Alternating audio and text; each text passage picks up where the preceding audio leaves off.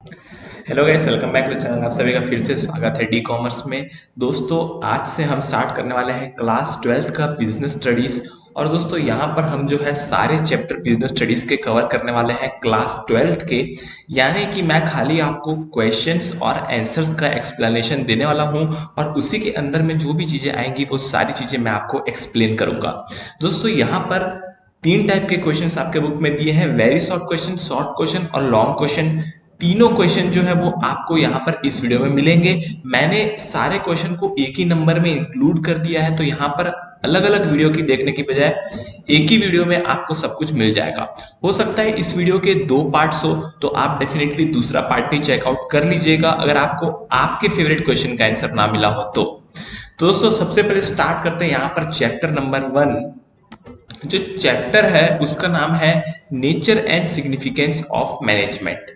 अब आपने अगर क्लास 11th में बिजनेस स्टडीज पढ़ा है तो आपको पता होगा कि हम कौन सी चीजें यहाँ पर बात करते हैं।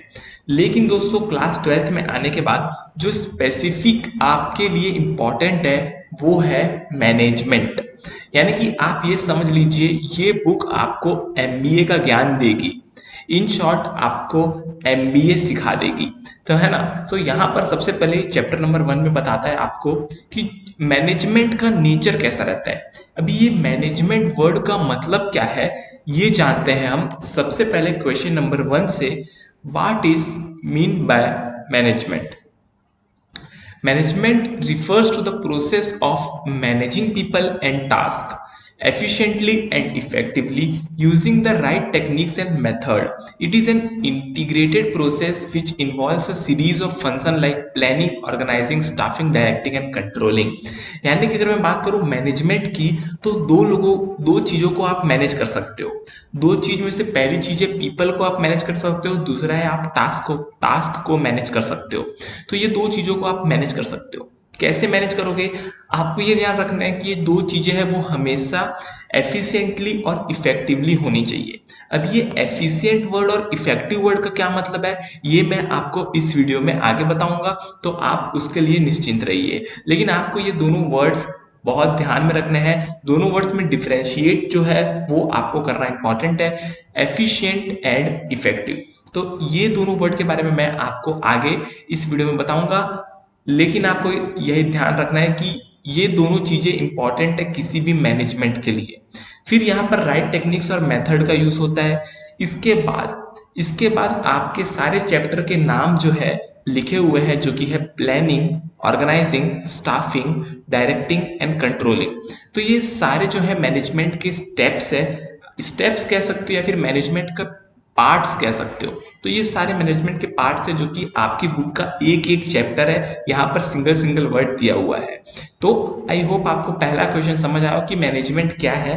पीपल और टास्क को संभालना है एफिशिएंटली और इफेक्टिवली, और साथ ही साथ यहाँ पर आपको पूरा प्रोसेस दिया हुआ है planning, organising, staffing, directing and controlling का, जो कि मैनेजमेंट बनता है। तो ये है आपका पहला क्वेश्चन। फिर आते हैं दूसरे क्वेश्चन में, जहां पर आपको पूछा है कि दो इंपॉर्टेंट कैरेक्टरिस्टिक्स आपको बतानी है मैनेजमेंट की। यानी कि मैनेजमेंट की कौन सी दो सबसे इंपॉर्टेंट कैरेक्टरिस्टिक्स है।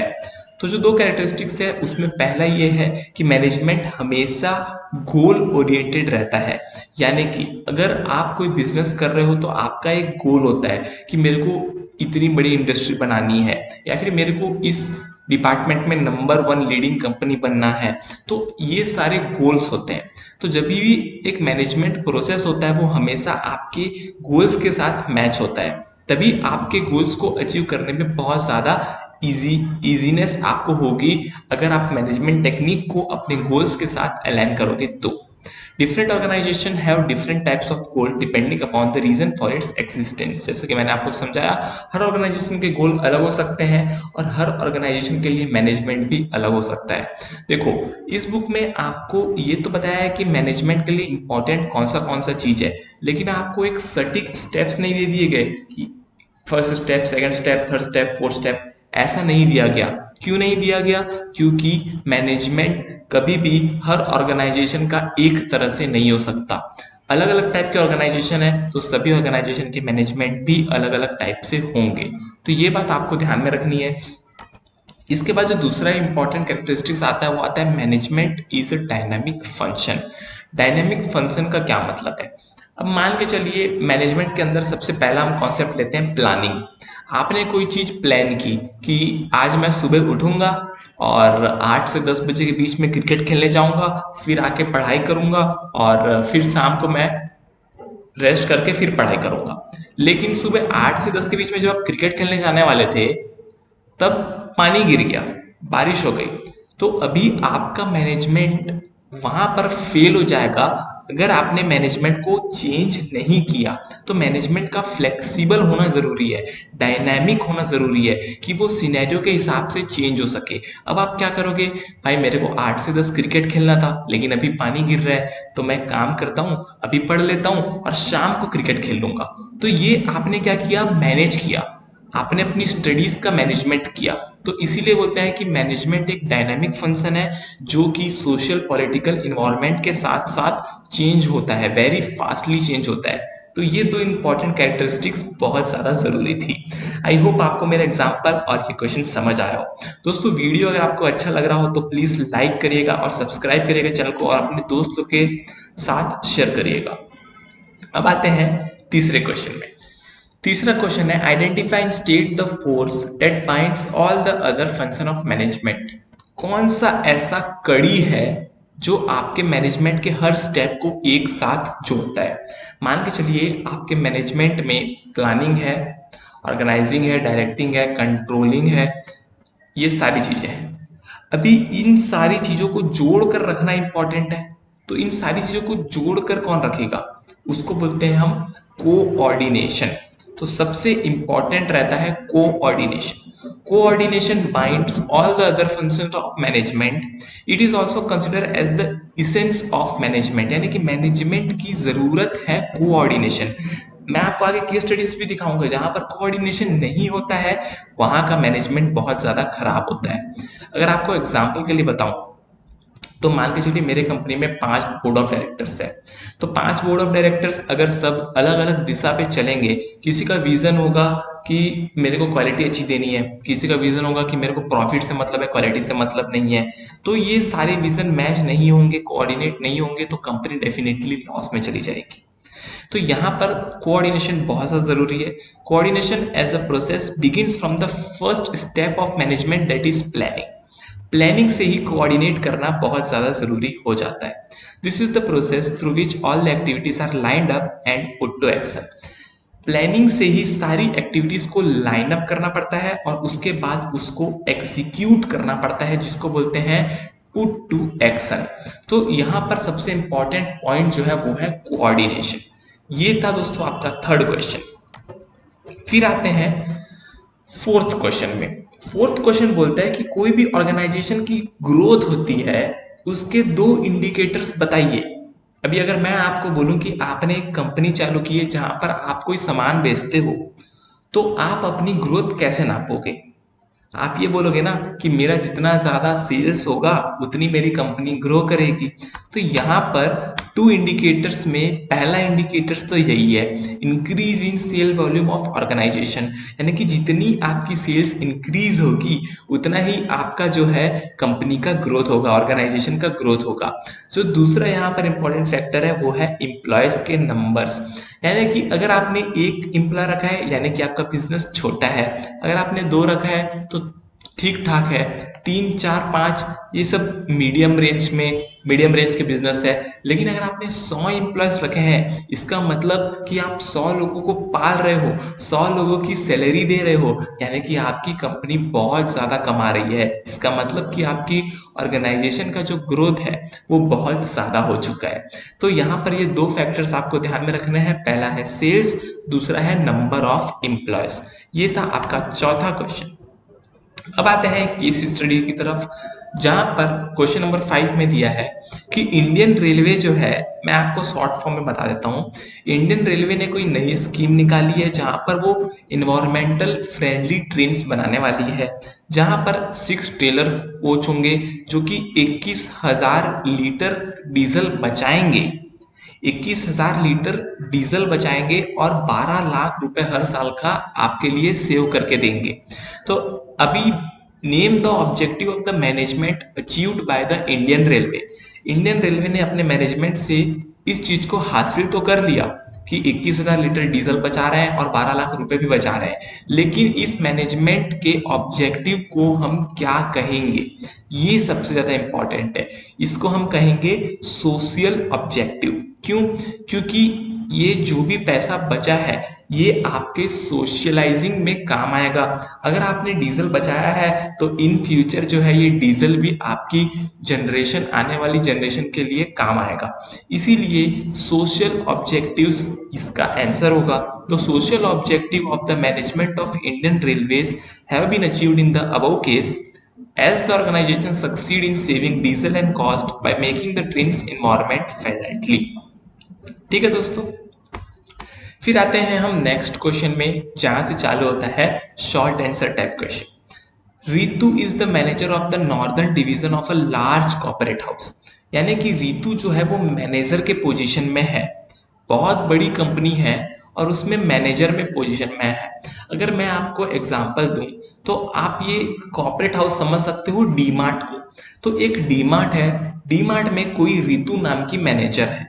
At what level she works in the organisation. अभी डीमार्ट में वो कौन से लेवल पे काम कर रही है और उसके बेसिक फंक्शंस क्या क्या हो सकते हैं।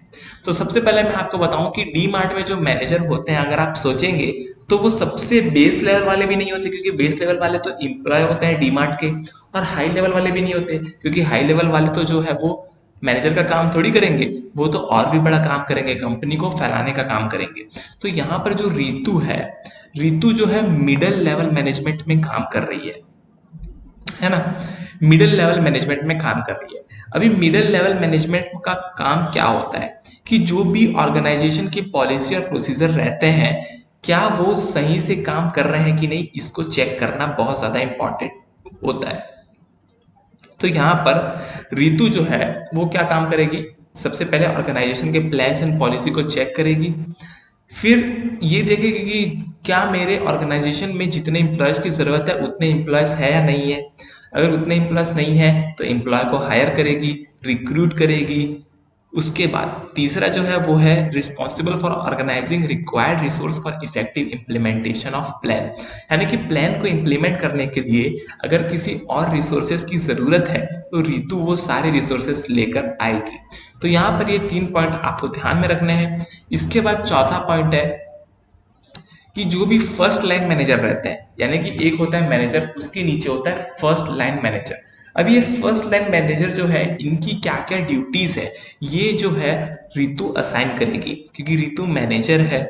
इसके बाद वो अपने से लोअर लेवल मैनेजमेंट वाले को मोटिवेट करेगी कि वो अपने बेस्ट पोटेंशियल में काम कर सके और अपनी सैलरी तो ले जाए, साथ ही साथ कंपनी की ग्रोथ भी हो। फिर they represent the complaints and problems of lower level management to the top level management. अगर मान के चलो लोअर लेवल मैनेजमेंट को कोई कंप्लेन करनी है तो वो डायरेक्ट तो टॉप लेवल के पास नहीं जा सकता, तो पहले वो जाएगा मिडिल लेवल मैनेजमेंट के पास, यानी कि रितु के पास। फिर वो मैनेजर से डिस्कस करेगा। फिर अगर मैनेजर को लगता है कि हाँ भाई इसकी कंप्लेन वैलिड है, जो कि मेरे से सॉल्व नहीं हो पा रही है, इसको हेड ऑफिस तक लेकर जाना पड़ेगा, तो वो डेफिनेटली उस कंप्लेन को टॉप लेवल मैनेजमेंट तक लेकर जाएगा। तो यहाँ पर ये क्वेश्चन में आपको 6 पॉइंट्स बताए गए हैं, जहां पर आपको मैनेजर क्या क्या काम करता है ये बताया गया है। इसके बाद question number 7, state the basic feature of management as a profession. Management as a profession जो है उसके कौन से बेसिक फीचर्स होते हैं, ये आपको क्वेश्चन में पूछा गया है। तो सबसे पहले well defined body of knowledge. Manager is a professional who can acquire specialized knowledge through books for joining specific courses। देखो, जो भी मैनेजर होता है वो कोई भी ऐरा गैरा आदमी नहीं होता है, ऐसे उठ के उसको मैनेजर नहीं बना दिया जाता है। उसके पास नॉलेज होती है, प्रॉपर नॉलेज होती है। फिर चाहे वो कुछ चीज पढ़ के आई हो या फिर कोई स्पेशलाइज्ड कोर्सेज करके आई हो, है ना। तो well defined body of knowledge होती है मैनेजर के पास। उसके बाद हर कोई मैनेजर नहीं बन सकता। Restricted entry. Professional degree is a must to become a professional, but an individual with managerial skills can become manager despite having no professional degree। जैसा कि मैंने आपको बताया कि हर कोई मैनेजर नहीं बन सकता। अब जरूरी थोड़ी है कि जो कोई डिग्री हासिल कर ले उसको आप मैनेजर बना दो, हो सकता है कि वो मैनेजर के कैपेबल हो ही ना। तो यहाँ पर कोई भी आपको मैनेजमेंट की डिग्री लेने की ज़रूरत नहीं होती, आपको कुछ स्किल्स है वो सीखनी पड़ती है मैनेजर बनने के लिए। तो वो सारी स्किल्स आपको चाहिए होगी, अगर आपके पास वो सारी स्किल होगी तो आप डेफिनेटली बिना प्रोफेशनल डिग्री के मैनेजर बन सकते हो। इसके बाद professional association, professional needs to be associated with respective professional bodies. There are professional bodies for management as well, but it is not compulsory for manager to join. अभी हर professional व्यक्ति जो रहता है उसका एक प्रोफेशनल बॉडी होता है। For example अगर मैं चार्टर्ड अकाउंटेंट हूँ, मैं एक सीए हूँ, तो मेरी एक प्रोफेशनल बॉडी होगी जो कि है ICAI, institute of chartered accountants of India. वैसे ही अगर कोई मैनेजर है तो उसकी भी कोई प्रोफेशनल बॉडी होगी, लेकिन जरूरी नहीं कि हर मैनेजर प्रोफेशनल बॉडी से जुड़ा हो, यही बात यहाँ पर कही गई है। फिर ethical code of conduct, professional को हमेशा एथिकल कोड ऑफ कंडक्ट में रहना पड़ता है। अगर मैं सीए हूं तो मैं अपने ऑफिस की एडवर्टाइजमेंट नहीं कर सकता, ये मेरा एथिक्स है, तो मेरे को एथिकल कोड ऑफ कंडक्ट में रहना पड़ता है। लेकिन कोई भी मैनेजर है उनसे ये एक्सपेक्ट नहीं किया जाता कि वो एथिकल कोड ऑफ कंडक्ट में रहे, हालांकि वो एथिक्स मेंटेन करते हैं जितनी बिजनेस में ज़रूरत होती है उतनी, लेकिन कोई भी कंपल्सन उनके ऊपर नहीं रहता है। इसके बाद सर्विस मोटिव, प्रोफेशनल और मैनेजर दोनों का एम सेम रहता है, दोनों दिन रात डेडिकेटली काम करते हैं सिर्फ एक चीज के लिए, क्लाइंट को इंक्रीज करने के लिए। मैनेजर अपने कंपनी के क्लाइंट को बढ़ाता है और जो प्रोफेशनल्स रहते हैं वो अपने खुद के क्लाइंट को बढ़ाते हैं। तो यहाँ पर ये कुछ मैं कह सकता हूँ कंपैरिजन टाइप का आंसर है, तो आप डेफिनेटली इस चीज को कंसीडर करिएगा। अब आगे आते हैं क्वेश्चन नंबर 8 में। Why is management considered a multi-dimensional concept? जो भी मैनेजमेंट रहता है उसको मल्टी डायमेंशनल क्यों कहा जाता है? मल्टी डायमेंशनल का मतलब है हर तरह से देखा जाने वाला कॉन्सेप्ट। यानी कि मैनेजमेंट अगर आप देखोगे तो हमारी मम्मी भी मैनेजमेंट करती है, हमारे पापा भी मैनेजमेंट करते हैं, दोनों का काम अलग है। हम खुद भी मैनेजमेंट करते हैं, हमारा काम भी अलग है। अगर कोई चौकीदार है, कोई वर्कर है, वो भी मैनेजमेंट करता है, लेकिन उनका मैनेजमेंट अलग है। तो मैनेजमेंट मल्टी डायमेंशनल कॉन्सेप्ट है, यानी कि जरूरी नहीं कि कोई एक बेस वाले ही मैनेजमेंट को यूज कर पाए, सारे लोग मैनेजमेंट को यूज कर सकते हैं। तो क्यों ऐसा कॉन्सेप्ट माना जाता है? सबसे पहले management is considered to be a multi-dimensional concept because it involves management of work. जो भी हम काम करते हैं उसको मैनेज करते हैं। जो भी ऑर्गेनाइजेशन है वो अपने दिन के टास्क को सबसे पहले लिखता है कि भाई कौन से टास्क है, उसके बाद कैसे इसको परफॉर्म करना है, कितने टाइम में परफॉर्म करना है, ये सारी चीजें होती है management of work. The management translate the work into goals to achieve and also the means use to achieve it. जैसा कि मैंने आपको बताया कि पहले इसको जो है गोल्स में कन्वर्ट करना पड़ता है, फिर उसको अचीव करना पड़ता है। फिर आता है मैनेजमेंट ऑफ पीपल। देखो मैनेजमेंट में दो ही पार्ट होते हैं, मैंने आपको वेरी शॉर्ट आंसर में बताया था, एक होता है पीपल, दूसरा होता है टास्क। तो मैनेजमेंट ऑफ वर्क तो हो गया। अभी पीपल को मैनेज करना बहुत ज़्यादा ज़रूरी है, क्योंकि अगर आपने किसी एम्प्लॉय को हायर कर लिया और उसको बोल दोगे भाई तू ये काम करके दे दे, तो उसने तो वो काम आज से पहले किया नहीं, तो क्या पता वो सही काम करेगा कि नहीं करेगा, क्या आपको जितना प्रोडक्शन का जरूरत है वो उतना प्रोड्यूस करके देगा कि नहीं देगा, आपको जो क्वालिटी का जरूरत है क्या वो उतनी क्वालिटी प्रोड्यूस करके देगा कि नहीं देगा। तो ये सारी चीज़ों के लिए हमें पीपल को भी मैनेज करना पड़ेगा, हमें देखना पड़ेगा कि उनका स्ट्रेंथ क्या है, उनकी वीकनेस क्या है, हम उनसे कैसे कम्युनिकेट कर सकते हैं ताकि उन्हें हम ये बता पाए कि हमारे ऑर्गेनाइजेशन को क्या चाहिए आपसे। तो ये सारी चीज़ें आती हैं मैनेजमेंट ऑफ पीपल के अंदर। फिर आता है मैनेजमेंट ऑफ ऑपरेशंस। सभी ऑर्गेनाइजेशन का एक बेसिक प्रोडक्ट रहता है जिसको सर्व करना बहुत ज़्यादा ज़रूरी है उनके सर्वाइवल के लिए। मेरे कहने का ये मतलब है कि अगर आपने कोई कार मैन्युफैक्चरिंग इंडस्ट्री बनाई है तो वो कार मैन्युफैक्चरिंग करना उसके लिए बहुत ज़्यादा ज़रूरी है। तो ये उसके लिए एक ऑपरेशन हो गया, और इस ऑपरेशन के लिए कौन से इनपुट मटेरियल्स लगेंगे, कैसे इसको ट्रांसफॉर्म करना होगा, और कैसे इससे आउटपुट जनरेट होगा, ये सारी चीज़ें मैनेजमेंट ऑफ ऑपरेशन के अंदर में आती है। तो ये बात आपको ध्यान में रखनी है। तो ये था हमारा क्वेश्चन नंबर 8। फिर आते हैं हम क्वेश्चन नंबर 9 में, जहां पर कंपनी एक्स के बारे में एक छोटी सी केस स्टडी दी गई है। तो आइए इस केस स्टडीज को पढ़ते हैं। Company x is facing a lot of problems these days. It manufacture white goods like washing machine, microwave ovens, refrigerators and air conditioners. The company's margin are under pressure and the profit and market sharing are declining. यानी कि company का जो profit है वो कम होता जा रहा है, और कंपनी का जो भी मार्केट का शेयर है, मार्केट शेयर से क्या मतलब होता है कि मान के चलो अगर कंपनी कार बनाती है, अगर मार्केट में 10 कार बिकती है तो उसमें से कंपनी की 5 कार होती थी पहले, तो कंपनी का मार्केट शेयर था 50%। अब मार्केट में जितनी भी कार बिकती है उसमें से खाली 3 ही कंपनी की बिकती है, तो कंपनी का मार्केट शेयर कम हो गया, 30% हो गया। तो ये मार्केट शेयर कंपनी का कम हो गया। प्रोडक्शन डिपार्टमेंट मार्केटिंग डिपार्टमेंट को ब्लेम करता है। मार्केटिंग डिपार्टमेंट बोलता है कि प्रोडक्शन डिपार्टमेंट की गलती है क्योंकि प्रोडक्शन डिपार्टमेंट ने अच्छी क्वालिटी के प्रोडक्ट्स नहीं बनाए। फिर दोनों एक दूसरे को ब्लेम करते हैं।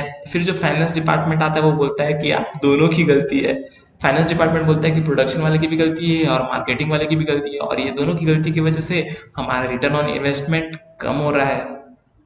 तो यहाँ पर ये सब जो चल रहा है गेम, तो यहाँ पर कौन से मैनेजमेंट की कमी आपको दिखाई दे रही है, कौन सा मैनेजमेंट आपको लगता है कि कंपनी को अप्लाई करना चाहिए इस प्रॉब्लम से दूर जाने के लिए, कौन से स्टेप्स कंपनी को लेने चाहिए, ये यहाँ पर क्वेश्चन है। तो सबसे पहला इसका आंसर होगा कि लैक ऑफ कोऑर्डिनेशन। कंपनी में कोऑर्डिनेशन की बहुत ज़्यादा कमी है, क्योंकि मार्केटिंग डिपार्टमेंट वाले प्रोडक्शन डिपार्टमेंट वाले को बता नहीं रहे कुछ कि कैसी क्वालिटी चाहिए, प्रोडक्शन डिपार्टमेंट वाले मार्केटिंग डिपार्टमेंट से पूछ नहीं रहे हैं। ये सारी चीजें आपस में इन लोग का तालमेल सही नहीं बैठ रहा है। तो लैक ऑफ कोऑर्डिनेशन की वजह से कंपनी की ऐसी हालत हो गई है। सब एक दूसरे के ऊपर ब्लेम कर रहे हैं, कोई रिस्पॉन्सिबिलिटी लेने के लिए तैयार ही नहीं है। अब सेकंड पैराग्राफ में बोलता है कोऑर्डिनेशन इज ए फैक्टर और the force that binds all other function of management. हमने पहले पढ़ा था कि कोऑर्डिनेशन जो है वो मैनेजमेंट को बांध के रखता है। Coordination as a process has to be implemented in all the department of organization like the production, sales, marketing, finance, etc. to bring a good result. तो प्रोडक्शन, सेल्स, मार्केटिंग, फाइनेंस, ये चारों चीजों को आपस में कोऑर्डिनेट करके रखोगे तब तो आपकी कंपनी ग्रो करेगी। अगर इन चारों के बीच में ही झगड़ा चल रहा है तो आपकी कंपनी कैसे ग्रोथ करेगी। अगर मैं आपको बताऊं कि अगर आपके घर पे ही झगड़ा चल रहा है तो आप कैसे समाज को सुधार पाओगे, वही यहाँ पर कहा गया है। फिर कुछ स्टेप्स दिए गए हैं जो कि कंपनी को लेने चाहिए अपने मैनेजमेंट को सुधारने के लिए। सबसे पहले interdependency between the department need to be maintain. कौन सा डिपार्टमेंट दूसरे डिपार्टमेंट के ऊपर कितना इंटरडिपेंडेंट होगा, ये सबसे पहले जानना बहुत ज्यादा जरूरी हो जाता है। उसके बाद company has to recognise its weakness. Company को ये पता लगाना है कि कंपनी की वीकनेस क्या क्या है, क्यों ये मार्केट शेयर कम हो गया, क्यों हमारा प्रॉफिट कम हो गया। ये सारी चीजें कंपनी को रिकॉग्नाइज करनी है और अपने प्रोडक्ट की क्वालिटी को इंप्रूव करना है।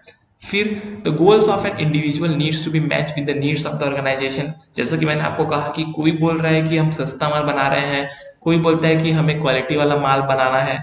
तो ये जो सारे लोगों की अलग अलग सोच है, उन सारों को पहले मैच करना पड़ेगा, आपका एक गोल डिसाइड करना पड़ेगा। फिर आता है efforts should be made to settle the differences and change the outlook of different departments। यानी कि जो भी इन लोग आपस में लड़ झगड़ रहे हैं इनको आपको सेटल करना पड़ेगा और सारों को एक ही जगह पर फोकस करना पड़ेगा। All the department must be motivated to work hard and work hand in hand in order to reach the common objective as well as achieve their department goal। यानी कि जो भी डिपार्टमेंट है सबको एक साथ मिलकर काम करना होगा। मार्केटिंग वाले को मार्केटिंग का काम करना होगा, प्रोडक्शन वालों को प्रोडक्शन का काम करना होगा। जब सब अपना बेस्ट देंगे तभी कंपनी की ग्रोथ हो पाएगी। इसके बाद प्रॉपर कम्युनिकेशन और गाइडेंस की अगर जरूरत है किसी एम्प्लॉय को या किसी डिपार्टमेंट को, तो उसको अवॉइड ना किया जाए, उसको अच्छे से गाइडेंस दी जानी चाहिए ताकि जो भी उनकी मिसअंडरस्टैंडिंग हो वो खत्म हो जाए और आगे से कोई मिसअंडरस्टैंडिंग क्रिएट ना हो। जो भी मार्केट का इन्वायरमेंट चल रहा हो, वो तो मार्केटिंग डिपार्टमेंट को पता रहता है कि मार्केट का इन्वायरमेंट कैसा है, तो उसके हिसाब से एक 360 डिग्री व्यू देना चाहिए उनको दूसरे डिपार्टमेंट को कि भाई साहब मार्केट में ऐसे ऐसे चीज़ों की डिमांड है, कार में ये फीचर्स होने चाहिए, ऐसा ऐसा होना चाहिए, कार की प्राइसिंग्स इतनी होनी चाहिए। तो ये सारी चीज़ें आपको डिस्कस करनी चाहिए। फिर जो इन्वेस्टमेंट डिसीजन है कंपनी का उसको भी इम्प्रूव करना चाहिए कि क्या कंपनी को डेट लेना चाहिए या क्या कंपनी को इक्विटी लेना चाहिए, कंपनी को कितना लोन लेना चाहिए, कितना रिटर्न ऑन इन्वेस्टमेंट कंपनी को मिलेगा, ये सारी चीजें कंपनी को डिस्कस करनी चाहिए। तो ये था दोस्तों क्वेश्चन नंबर 9, जहां पर हमने बहुत सारी चीजें डिस्कस की केस स्टडीज में। अब आते हैं क्वेश्चन नंबर 10 में, जहां पर हमने जो आंसर दिया उसी से एक क्वेश्चन बना दिया है। Coordination is the essence of management, ये हमारा आंसर था और अब यही क्वेश्चन हो गया है कि क्या आप इस बात से एग्री करते हो, और अगर हाँ तो हमें रीजन बताओ। बताते हैं ना भाई, रीजन भी बताते हैं। Yes, I agree. Coordination is a process that start from planning itself. जैसे कि मैंने आपको बताया कि प्लानिंग से ही कोऑर्डिनेशन स्टार्ट हो जाता है। Each and every activity in an organization must be coordinated well to reach a common objective. It links the activities of the organization for the achievement of a common goal. यानी कि सबसे पहले जो भी organisation है उसका common goal होना चाहिए और सारे लोग उस गोल को अचीव करने के लिए काम करने चाहिए, तभी सारों के बीच में कोऑर्डिनेशन हो सकता है और जो भी एक्टिविटीज वो परफॉर्म करेंगे उसमें हम लिंक स्टैब्लिश कर सकते हैं। फिर अभी कुछ रीजन दिए गए हैं कि कोऑर्डिनेशन क्यों मैनेजमेंट का इसेंस माना जाता है। उसके लिए रीजन है, सबसे पहला, coordination ensures unity of action. Coordination acts as a binding force for all the department. It makes all the department realize the common objective to be reached. अगर हमारे ऑर्गेनाइजेशन का मेन मोटिव ये है कि हमें एक क्वालिटी प्रोडक्ट बनाना है, तो हमें इसको कम्युनिकेट करना होगा अपने ऑर्गेनाइजेशन को, अपने सारे डिपार्टमेंट को, ताकि यहाँ पर यूनिटी हो। कोई ये ना सोचे कि मेरे को कम पैसा बचाना है, मैं कोई गंदी क्वालिटी का प्रोडक्ट बना दूंगा, कोई ऐसा ना सोचे। सब यही सोचे कि हमें अच्छी क्वालिटी का प्रोडक्ट बनाना है, भले 2-4 रुपए हमें ज्यादा लग जाए। तो यहाँ पर कोऑर्डिनेशन से क्या होता है कि आपकी यूनिटी बन जाती है। फिर integrate group efforts, it unites the diverse interest of all the department to one common goal. अगर मैं कहूँ कि कंपनी को बहुत अच्छा प्रॉफिट चाहिए इस साल और हर साल आने वाले सालों में, तो सारे डिपार्टमेंट को अपने अपने तरीके से अच्छा काम करना होगा। फाइनेंस वालों को अच्छी जगह से फाइनेंस लेकर आना होगा, मार्केटिंग वालों को अच्छी मार्केट में सेल्स करनी होगी, और जो भी प्रोडक्शन वाले हैं उनको अच्छी क्वालिटी का गुड्स बनाना होगा। तो ये सारी चीजें कोऑर्डिनेशन से पॉसिबल होंगी। फिर कोऑर्डिनेशन जो है एक कंटिन्यूअस प्रोसेस होता है। ऐसा नहीं होता कि आपने एक चीज को, एक प्रोसेस को बना दिया और फिर आप चुपचाप बैठ गए कि भाई साहब अब आपको जो करना है करो, मैंने एक प्रोसेस बना दिया उसको फॉलो करते हैं। नहीं, क्योंकि देखो प्लानिंग जो है वो एक कंटिन्यूअस प्रोसेस है।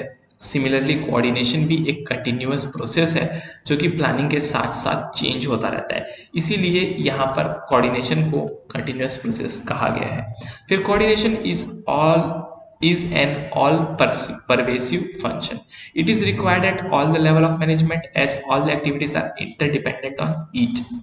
अब जरूरी नहीं कि कोऑर्डिनेशन खाली टॉप लेवल मैनेजमेंट को जरूरत हो या मिडिल लेवल मैनेजमेंट को जरूरत हो।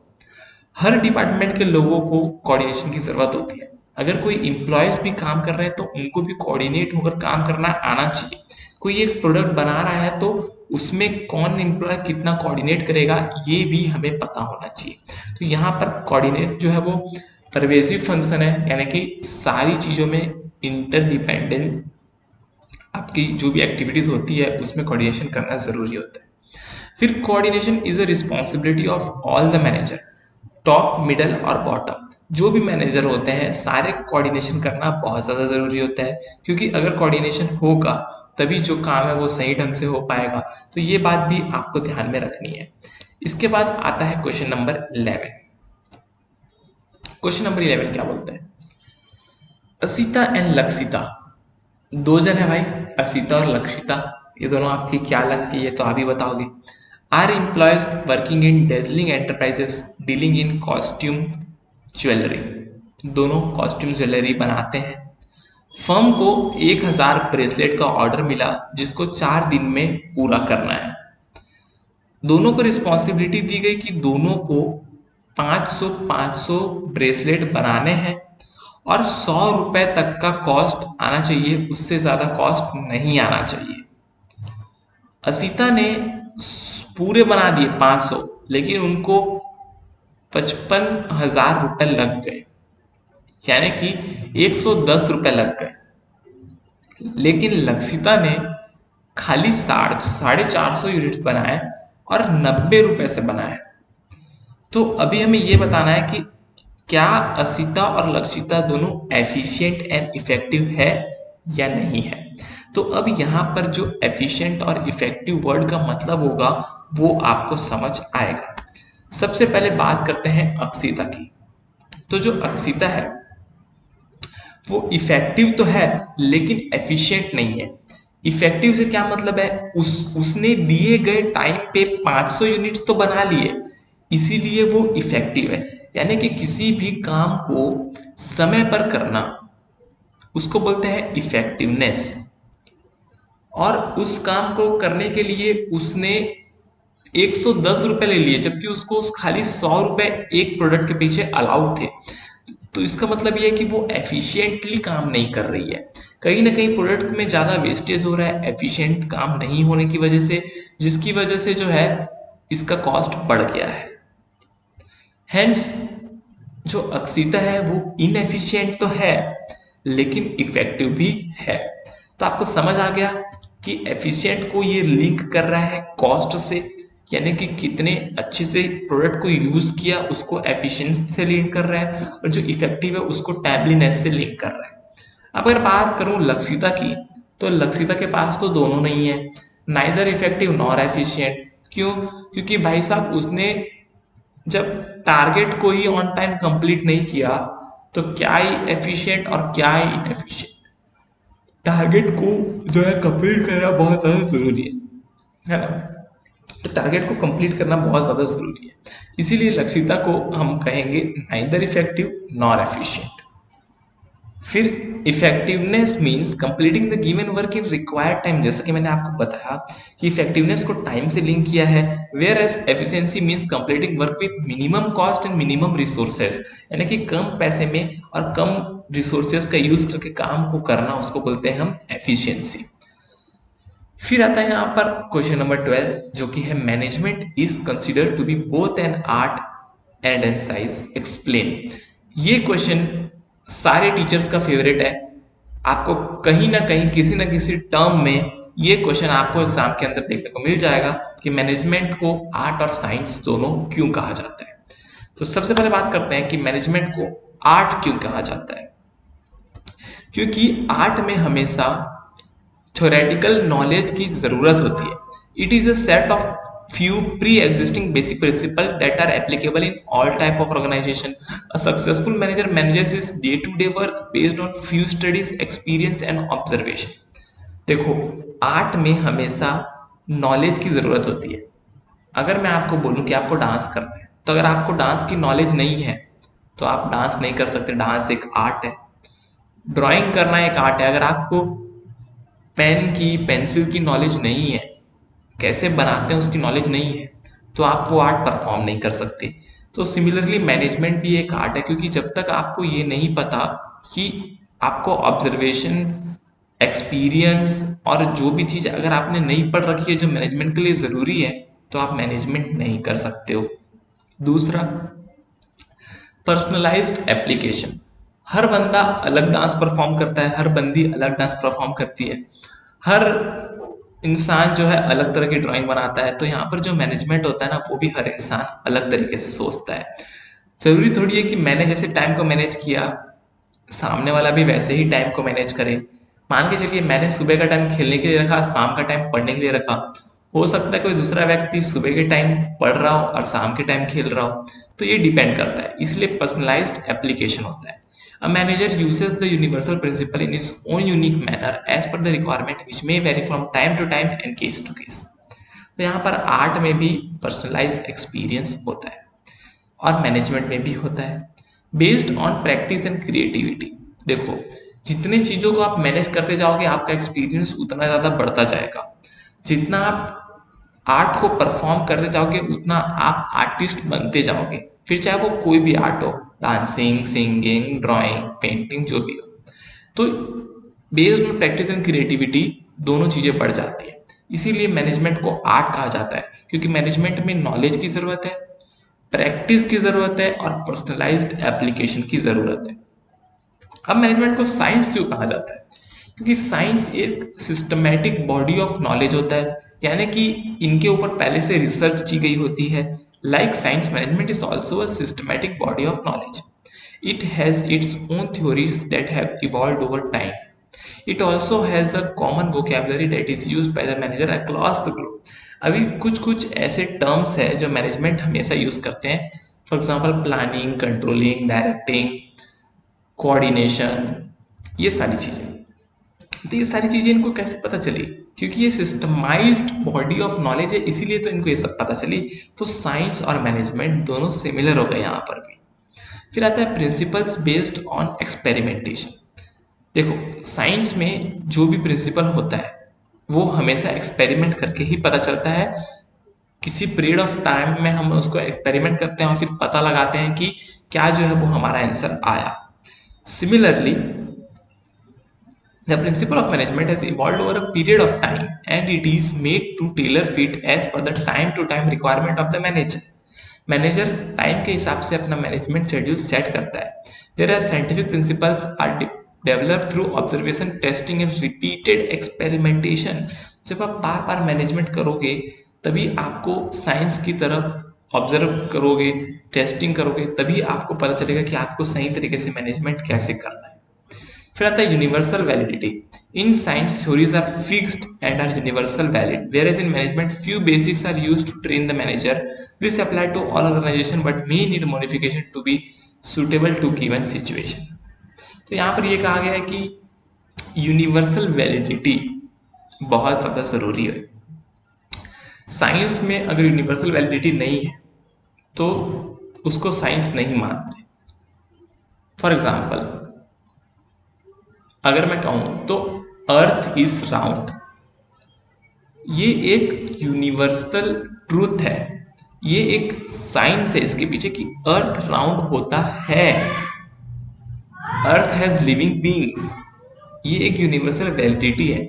लेकिन मैनेजमेंट के लिए ऐसी वैलिडिटीज कहीं कहीं पर ही होती है जहां पर कुछ एम्प्लॉयज को सिखाया जाता है, लेकिन हर बार मैनेजमेंट जो है वो अलग अलग तरीके से परफॉर्म करता है अलग अलग सिचुएशन को लेकर। On comparing feature of science with the management, we can conclude that management cannot be considered as an accurate science like physics, chemistry, but we can call it inexact science or soft science. यानी कि हम इसको soft science कह सकते हैं, यानी कि कहीं कहीं पर साइंस भी है, कहीं कहीं पर आर्ट भी है, दोनों चीजों का मिक्सचर यहाँ पर किया गया है। फिर एक नया क्वेश्चन आता है, क्वेश्चन नंबर 13, जो कि बोलता है, do you think management has the characteristics of a full fledge professional?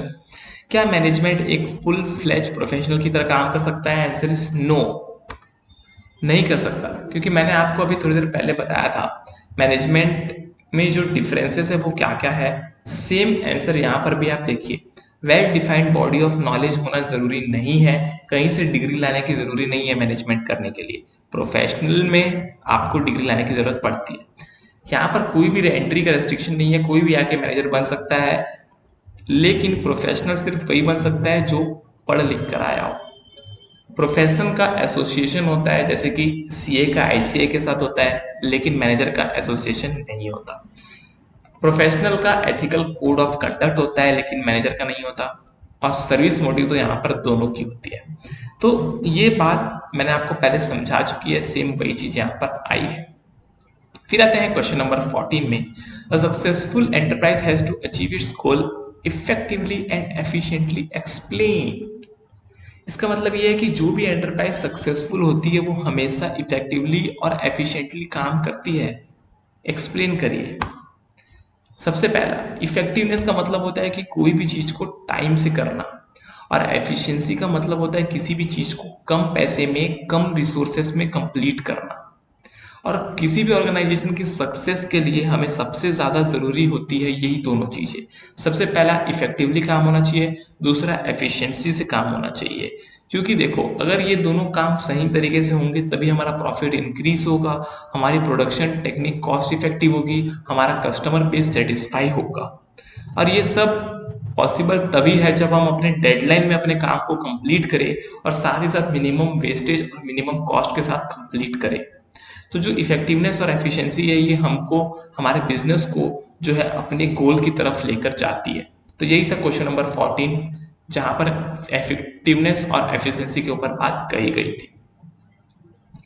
अब आते हैं क्वेश्चन नंबर 15 में, management is a series of continuous inter related functions. Comment.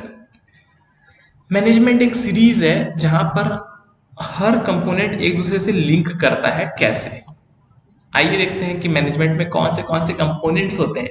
आपके सारे चैप्टर्स के नाम आपके स्क्रीन पर, planning, organising, staffing, directing and controlling. सबसे पहला प्लानिंग। जब भी कोई भी चीज हम स्टार्ट करने वाले होते हैं तो हम सबसे पहले ये देखते हैं कि हम इसको कैसे प्लान करेंगे, और प्लान में ये सोचते हैं कि हम इसको इफेक्टिवली और एफिशिएंसी के साथ कैसे परफॉर्म करेंगे। तो ये जो है प्लानिंग, ये एक फंडामेंटल मैनेजरियल फंक्शन होता है जहां पर how to do it ahead of time और व्हाट टू डू, ये दोनों चीजें सर्टिफाई होती है। फिर आता है ऑर्गेनाइजिंग। ऑर्गेनाइजिंग यानी कि ह्यूमंस को और फिजिकल रिसोर्सेस को ऑर्गेनाइज करना, सही डिसीजन लेना। क्योंकि प्लानिंग करने के बाद ऑर्गेनाइज अगर आप नहीं करोगे अपने ह्यूमन रिसोर्स को, अपने फिजिकल रिसोर्स को, तो आपकी प्लानिंग चौपट हो जाएगी। इसीलिए कोऑर्डिनेशन करना और सारे लोगों को साथ में रिस्पॉन्सिबिलिटी देना और उनको अथॉरिटी देना कोई काम करने की, ये बहुत ज़्यादा ज़रूरी होता है। तो सेकंड पॉइंट आता है ऑर्गेनाइजिंग। तीसरा आता है स्टाफिंग, यानी कि अच्छे लोगों को हायर करना, उनका स्किल सेट पता करना, उनमें क्या नेगेटिविटी है, क्या पॉजिटिविटी है, या फिर उनकी क्या एक्सपर्टाइज है, क्या वीकनेस है, ये इसको पता करना, उनको इम्प्रूव करना। ये सारी चीज़ें आती है स्टाफिंग के अंदर। उनको मोटिवेशन देना, फिर चाहे वो बोनस दे के हो या फिर स्पीच से हो। फिर आता है डायरेक्टिंग, यानी कि जो भी प्रोसेस हो रहा है उनको डायरेक्ट करना पड़ेगा कि आपको ये नहीं करना, ये करना है, ये नहीं करना, ये नहीं करना। तो ये सारी चीजें डायरेक्टिंग के अंदर आती है। फिर उनको गाइडेंस देना है आपको कैसे वो सक्सेस की तरफ बढ़े, इसको बोलते हैं डायरेक्ट करना। फिर आता है कंट्रोलिंग। कंट्रोलिंग बहुत ज़्यादा ज़रूरी होता है, क्योंकि अगर आपने खाली परफॉर्म किया, उसको मेजर नहीं किया, तो आप फेल हो जाओगे। तो मेजर करना या फिर मैं कहूँ कंट्रोल करना कि कितना आपका एक्चुअल परफॉर्मेंस हुआ है। अगर कुछ गलत हुआ है तो उसको सही कैसे किया जाए, कोई डेविएशन आया है तो उसको वापस से नॉर्मल कैसे किया जाए, ये सारी चीज़ें कंट्रोलिंग के अंदर आती है। तो ये था दोस्तों आपका क्वेश्चन नंबर 15 जहां पर हमने बात की प्लानिंग, ऑर्गेनाइजिंग, स्टाफिंग, डायरेक्टिंग और कंट्रोलिंग के बारे में। फिर आते हैं question number 16, company wants to modify its existing product in the market due to decreasing sales. You can imagine any product about which you are familiar. What decision steps should each level of management take to give effect to this decision? Company अपना एक product बदलना चाहती है market में क्योंकि उसकी cell कम हो गई है। आप चाहो तो कोई प्रोडक्ट ले सकते हो और आपको डिसीजन देना है कि इस मैटर पे आप क्या करोगे।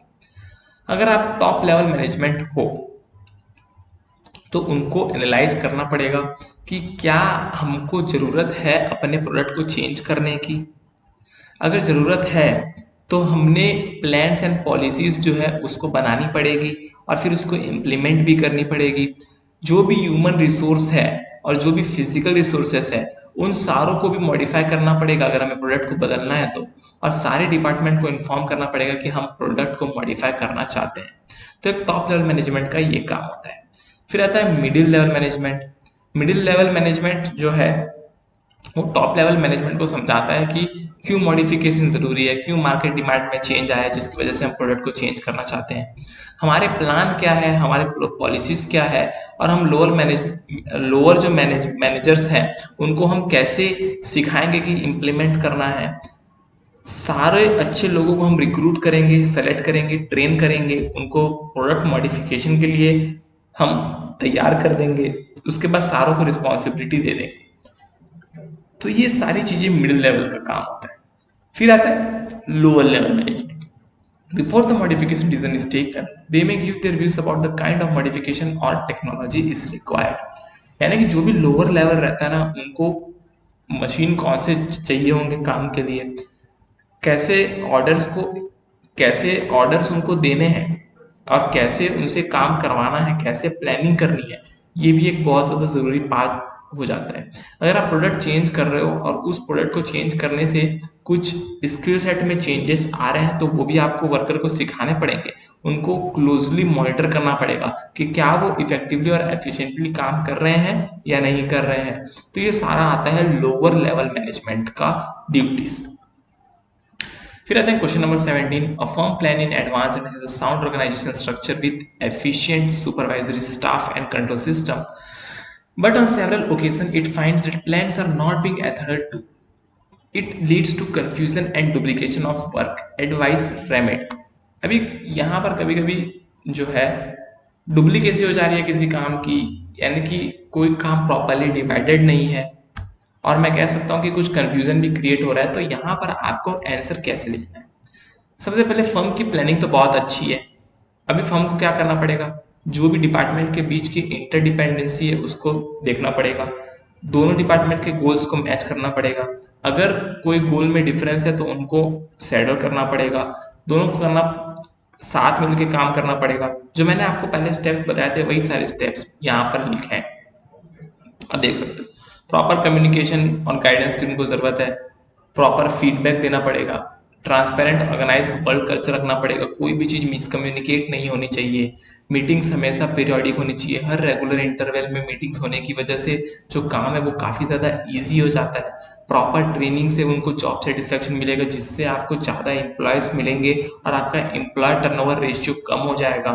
यूनिटी ऑफ कमांड होना चाहिए, एक ही जन कमांड देगा भाई, हर जन की बात आपको नहीं सुननी, किसी भी एक की बात सुननी है, और यूनिटी ऑफ डायरेक्शन भी मेंटेन हो। तो यहाँ पर दोस्तों आपका चैप्टर नंबर 1 जो है ये हमने कंप्लीट कर दिया खाली 50 मिनट्स में। अब आपको इसको रिवाइज करना है, और वीडियो अच्छा लगा तो लाइक करिए, शेयर करिए अपने दोस्तों के साथ, और कमेंट करिए कमेंट बॉक्स में कि आपको वीडियो कैसा लगा। कोई डाउट हो तो आप कमेंट बॉक्स पे कमेंट कर सकते हो। चैनल को सब्सक्राइब करना बिल्कुल मत भूलिएगा। आज के लिए इतना ही। जय हिंद, वंदे मातरम।